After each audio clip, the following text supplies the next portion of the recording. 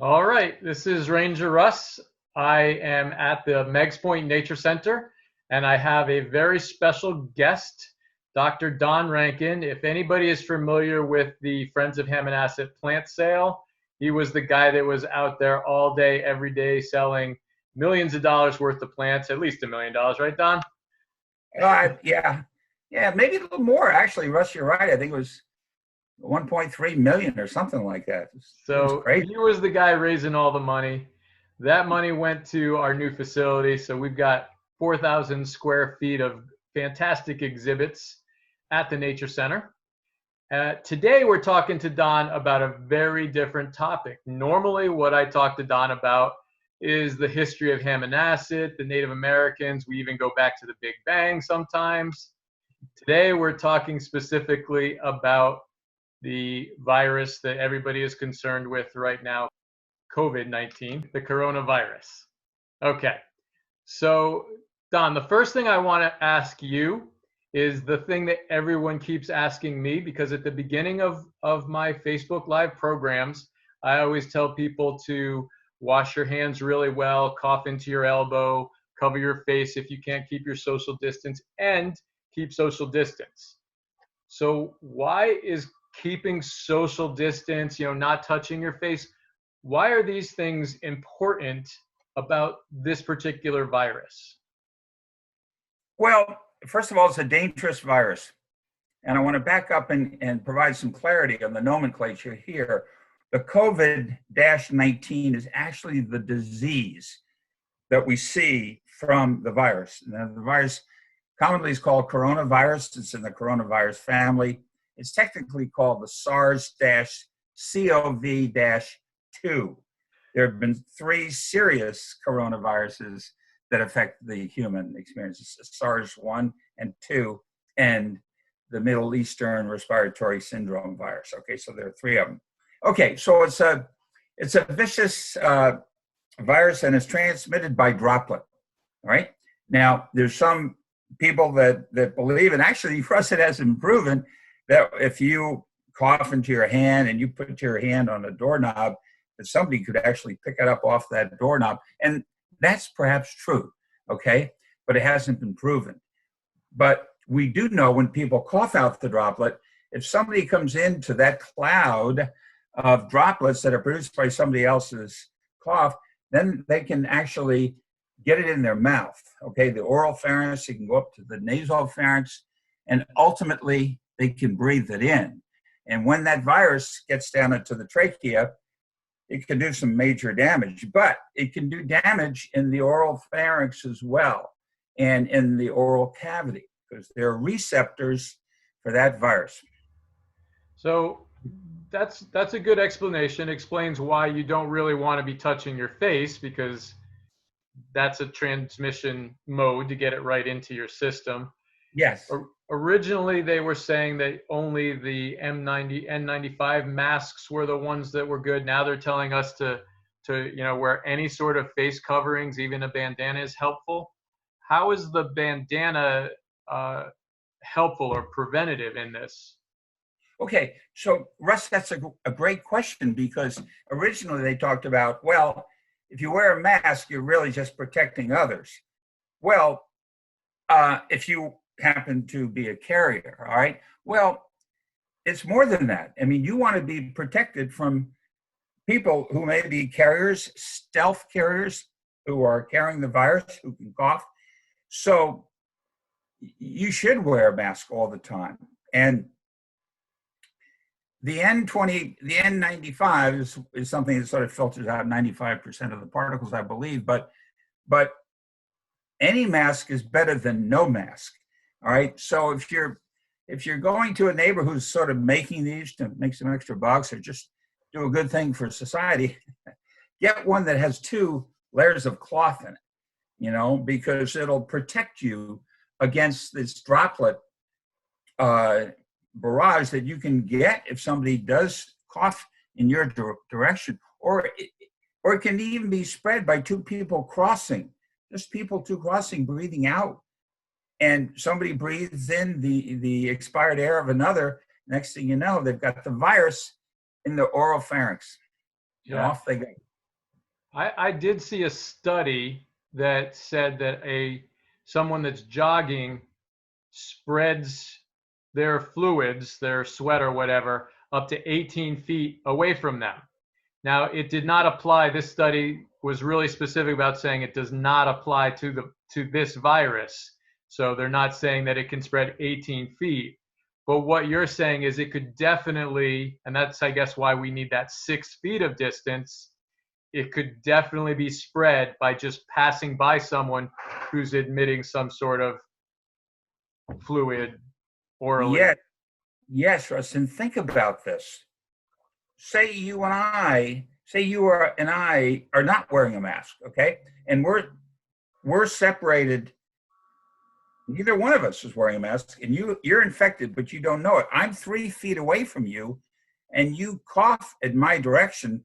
The droplets come out with your cough or sneeze, and some begin to drop off by gravity. The further I go away from you, the less number of droplets are going to be in my area. And they've come up with 6 feet to be this magical distance. However, in science, well, some things are magical, but you understand what I'm saying, because you're not taking into consideration wind, okay, and humidity and some other things. My rule is 10 feet, you know. So that's with wearing masks. Yeah. Yeah, that leads me to my next question, because I seem to remember in my science classes that we learned that a sneeze could project 18 feet. So that's a long way. You know, with a sneeze, you're spraying it out. There's a lot of force behind a sneeze. So I always wondered about this 6 feet, and you say the magical number of 6 feet. It sort of seems that way to me. It's like, what makes 6 feet safer than 5 feet or 4 feet? So is this just a matter of numbers? Just the further away you are, the less chance you have. Yes. And what also is important, and this is something I'm studying right now, is the amount of viral particles that we take in that initiates the disease. And what I maintain is that if we take in some particles that result in just a small number of virus particles, okay, then the expression of the disease could be quite mild. In other words, in my opinion, it might be sort of dose or oculum, related. So could that explain why some people are having such severe reactions and other people are barely showing any signs at all? Yes, Russ, that's what I maintain. Because when you and I, if we can do it on this program, I'll talk about how the disease actually evolves.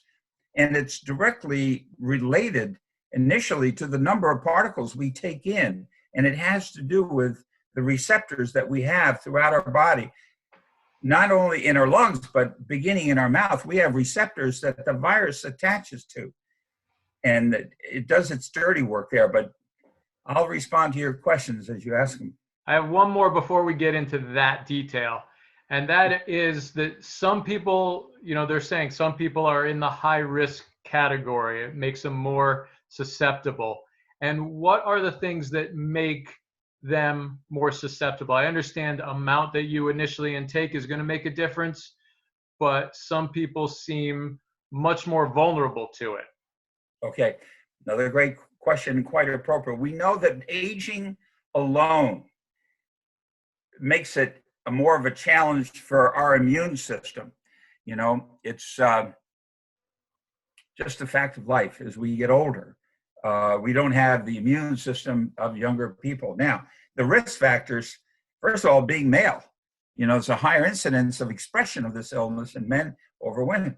We don't know why. Maybe there's higher incidence of smoking, hypertension. Hypertension is a major one. So older people over 60, 70, in their 80s, they have high blood pressure. That seems to predispose them.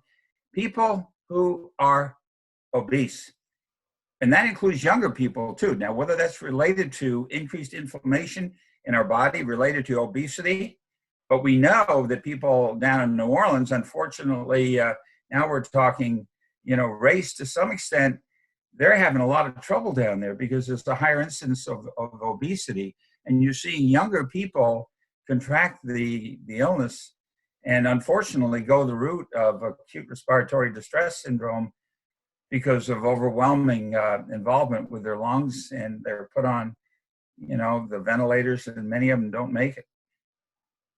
So let's get into what you mentioned earlier about how this virus works. So we inhale it, that's the initial contact. What are the next steps? Okay, so first of all, it's a RNA virus. It's a moderate size. Russ, it's got about 30,000 of those letters connected to it. The cytosine, the adenine, and all those are nucleotide pairs. We have them in our genome. The human genome is about 3 billion of those letters. So the viruses, the viral genome is quite small relative to the human genome, but as far as an RNA virus, it's pretty good size. So anyway, in our bodies, we have specialized receptor sites. They're called ACE2, angiotensin converting enzyme 2 receptor sites. I don't want to make it complicated for the audience, but we have them in our mucosa. We have them in the roof of our mouth. We have them in our tongue. We have them in the nasopharynx. We have them in our lungs. We have 2 specialized cells in the trachea and the mainstem bronchi that are impacted by the virus. We have goblet cells, and we have ciliated cells that make up the lining of the trachea. Now, what actually happens is the virus enters the trachea, and through what we call a docking mechanism, like a ferry boat coming in with a big truck, and it's going to deliver its load, it connects to those receptor sites, membrane to membrane, and delivers its load, the viral particle, into the receiving cell. It could be a goblet cell, or it could be a ciliated cell, okay?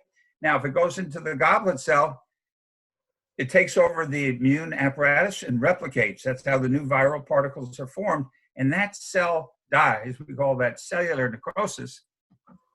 So guess what happens? Now you can't produce sputum. You can't produce mucus because those cells are knocked out. Now with the ciliated cells, those cells, Russ, as you remember, sweep stuff up the trachea so you can cough out.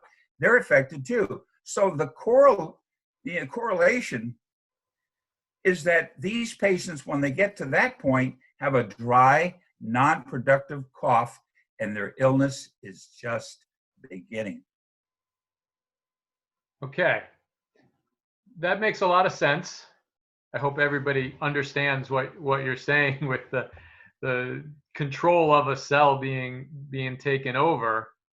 So I've heard them mention that your lungs turn to, they said glass, but they were being metaphorical, I think. But so all of that in your lungs, if you can't produce mucus, I understand you can't cough it up, but what happens to your lungs? All right. How does that build up from that point? All right. More damage coming down the pike. So Russ, as the virus now spreads out through the lungs, there are 2 specialized cells, the pneumocyte 1 and pneumocyte 2, that make up the anatomy of those tiny little air sacs. We call them alveoli, right? So pneumocyte 2, we'll start with that one. That gets infected by the virus by the same docking mechanism. Literally hooks on to the pneumocyte 2, and that's the one responsible for the production of surfactant, which lubricates the alveoli and keeps them open. Does the same thing, ultimately destroys the cell, produce more viral particles. And then the lining cell, the endothelial cell, the pneumocyte 1 gets involved too. Same mechanism.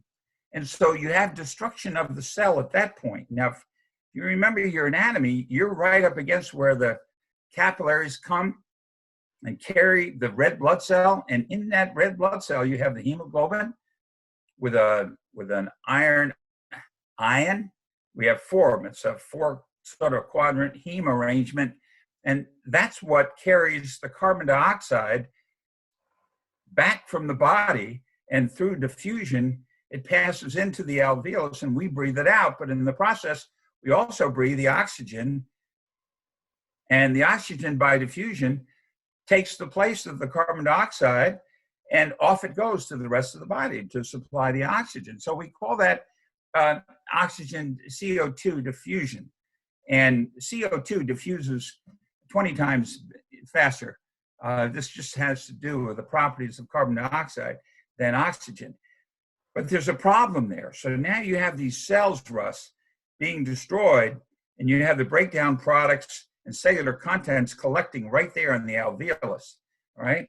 And that seems to evoke, there's some people that feel that with the amount of insult, evokes what we call it does evoke a cytokine response. The cytokines are small proteins that permit cells to communicate with each other. And I'll give you an example.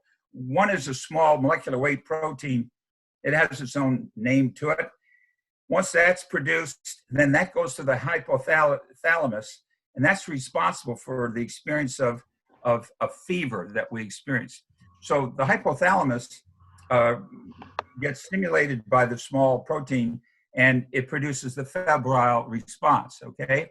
But some people feel, because, Russ, as you talk about it, when we look at x-rays on these patients, we see this ground glass appearance, and it was attributed like it was a viral pneumonia, but it may, in early forms, just be the breakdown products of the virus doing its dirty thing. In other words, there's no, the white cells will definitely come in and try to clean things up, but there's a lot of damage that can be done just with the mechanism that I'm talking to you about, that cellular necrosis. So what does the putting someone on a respirator, what are they attempting to do if those cells are no longer functional or functioning to the way they should be? What does the respirator do? Well, so Russ, this is a great question, because we're learning that this disease is not just a respiratory disease.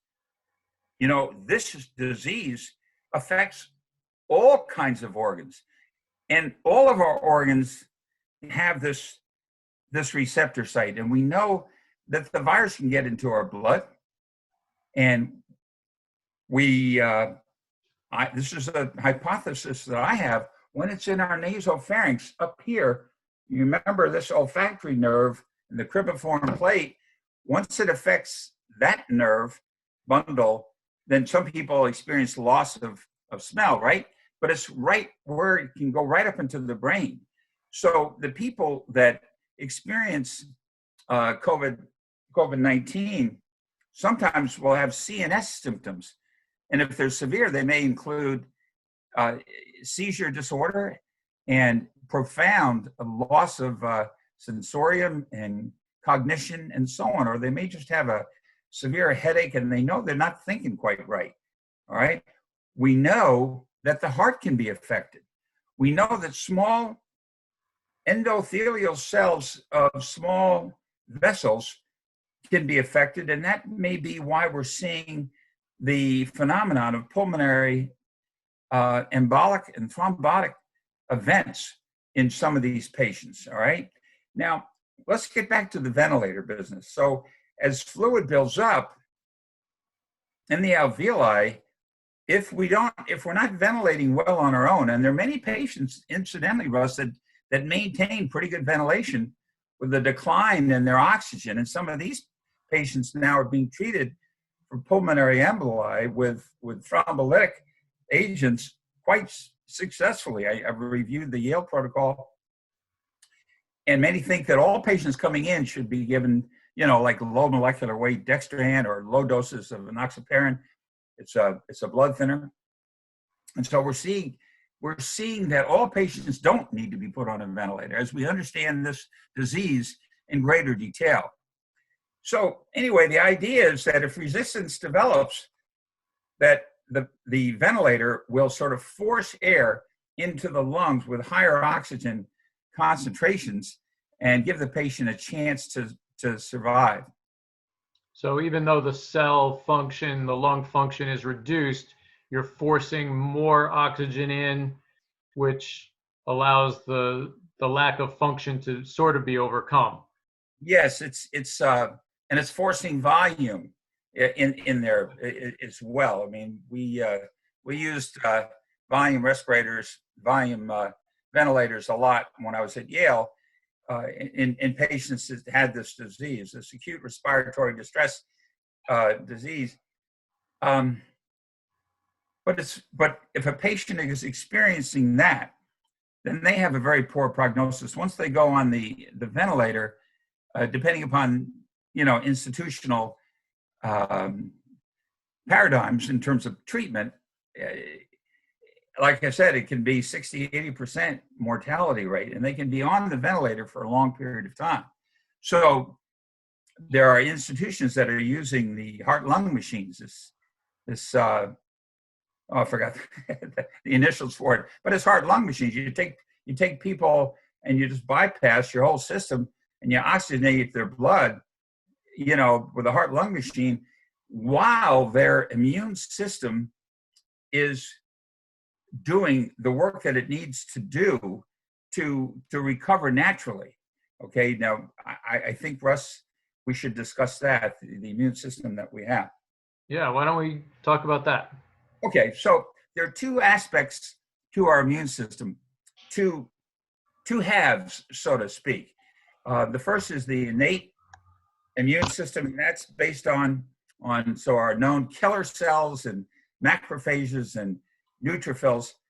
And these are our first line. If our body recognizes something that we've been exposed to in the past, and these are bad boys, okay, these guys know what to do.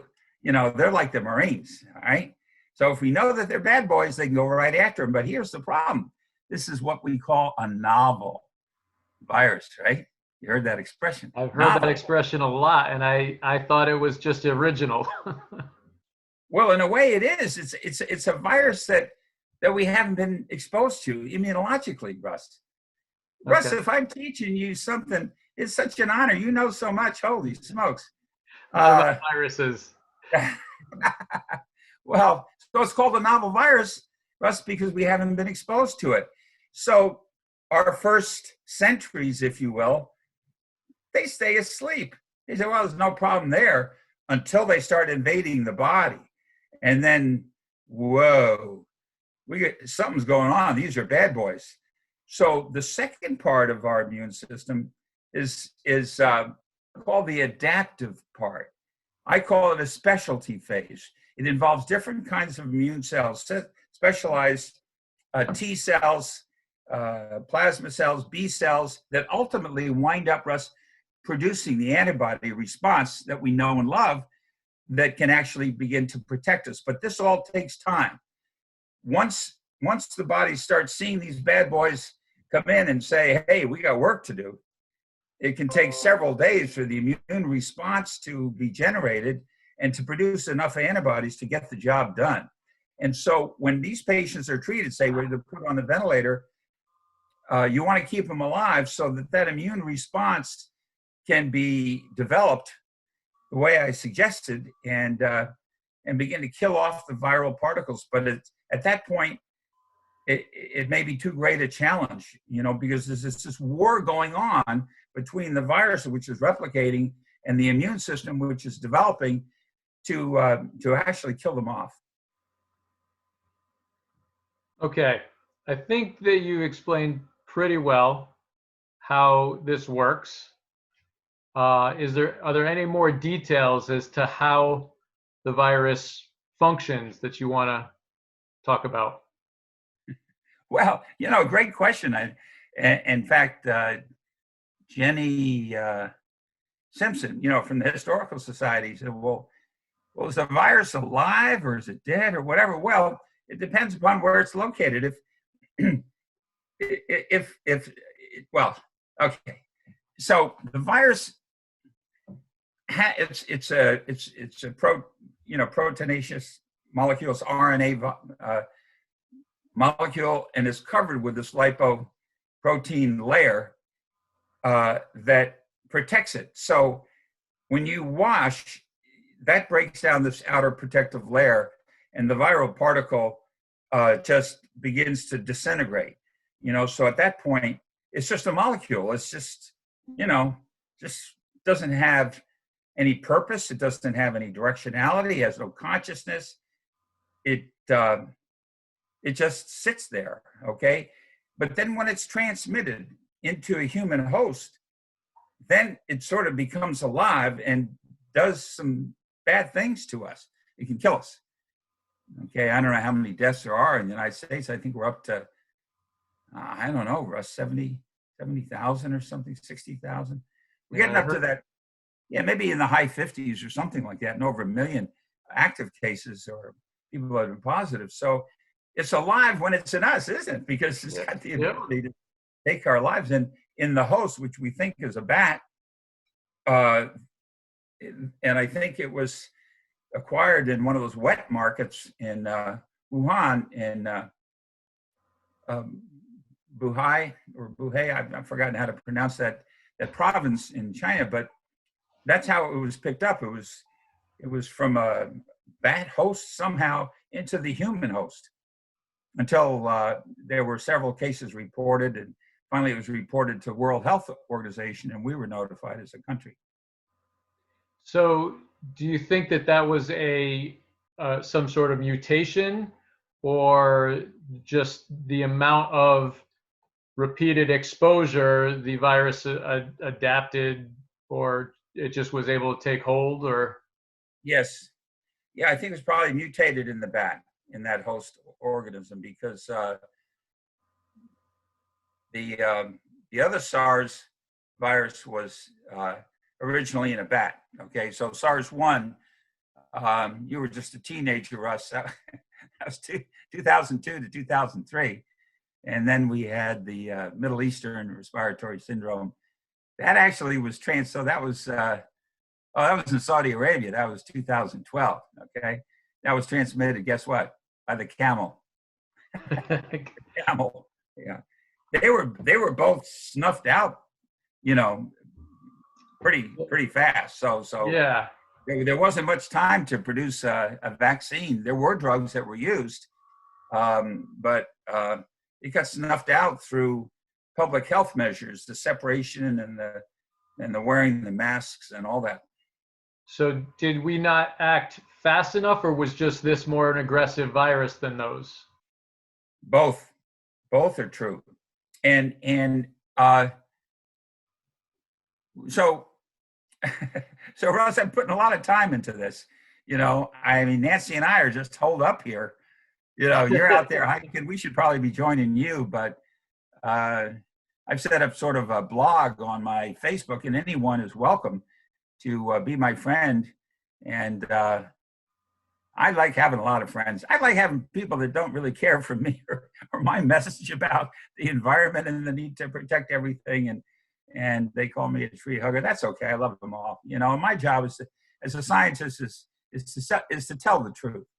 Okay. And I realize that there's so many people that are suffering from loss of work. And so I realize that's something that we need to take care of, but we need to be guided by science as we look as a state to reopen and so on. I'm sort of drifting in yet another subject that's really quite germane. Yeah. Well, I think that people's idea of what science is changing, the way that it's being portrayed by politicians nowadays, as that it's not necessarily a fact. It's not science is, it's like it's just my opinion. Right. But as a scientist, You can have your own opinion, but that's not what you put in a paper. So, all right. So, Russ, here's the deal with science, okay? And I, as you know, I was a trained scientist before I became a physician. And I think I'm fortunate in that regard because I did research on the DNA molecule, did a lot of research in immunology at the University of Rochester. Didn't think I would go into clinical medicine, but I did. I went into surgery, as you know, at Yale. But what science is, so the viewers, I'm talking to you right now, if you're looking at me, what science is a way of learning the truth. And it begins with an idea or concept or a guess that has to be subjected to vigorous experimentation and validation. It's got to be provable and disprovable. All right. And the results don't care how you feel about what the truth is that derives from the scientific method. The science doesn't care about how you feel about it or what kind of notion you might have about it or whether you like it or not like it. It is the truth. It's a scientific truth. And I just I throw up my hands when people say, well, I hear what the truth is, but I just don't believe in it. Well, so what you're saying is that you don't believe in what's so. What's so is reality, the best of our knowledge. Now the counterpoint is that, to be totally honest about all of this, scientists have to be open to new ways of looking at things, right? So if there's new discoveries that come around and we look at what we believe to be true for 300 years, like Newton, that space and time was fixed and so on, and now Einstein comes along and said, no, it's not quite right. We've got dynamical aspects of space and time. You understand, Russ, what I'm saying? Oh, yeah. But for the most part, can be wrong. Yeah, we'll talk about that some other time. The evolution of the universe. That's cool stuff. So anyway, that's what science is. It's a truth that doesn't care how you feel about it. It just stands by itself. And in my opinion, this country needs to be led and needs to have greater respect for what science is telling us in all kinds of domains. As you know, with global warming, weather's tricky. Weather's real tricky, but global warming, oh my God. Scientists, we know what's going on there. It's a subject for another program. We'll stick to the COVID stuff. You get me going. So do you have anything else you want to add about? We're going to wrap up here. Okay. But do you have anything else that could be added to our scientific talk of this virus? Okay. So specifically here in the state of Connecticut, I think we've done a pretty good job. Okay. People have they followed the rules. Here in Madison, we get a report that we have now 70 that are carrying the virus. We've had 5 deaths. As time goes on, as we go outside, we're going to be exposed more and more. So wear the mask and get at least 2 layers of cloth in there for your own protection. You're protecting yourself. Okay, keep that 6 foot, I say 10 feet. Watch the wind direction. Protect yourself. And I saw that they found that a nylon wrapped around, if you cut nylons into tubes, that it's a lot more effective, even for the N95 mask. And they explained it because the pressure that the nylon puts, it makes sure that the seal all the way around your mouth is more secure. That's the only thing that it does. It's not that you're breathing through it, it's that it's pressing the mask against your face.